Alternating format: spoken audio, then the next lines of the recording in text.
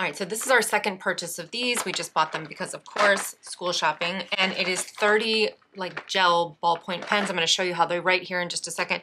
But they're 0.7 millimeter. And I used to be a diehard like Pilot G2 girl. So nothing. I would not write with anything else. And then once I tried these simply because of the price point, and I never went back. So sorry, Pilot.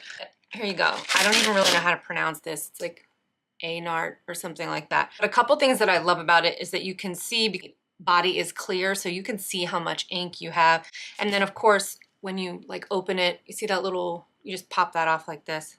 I love these. They don't spill. It feels like they last forever. And then my personal favorite, 30 pens. So let's look at how they write. And then of course it has like this little silicone area here, which makes it very comfortable to write.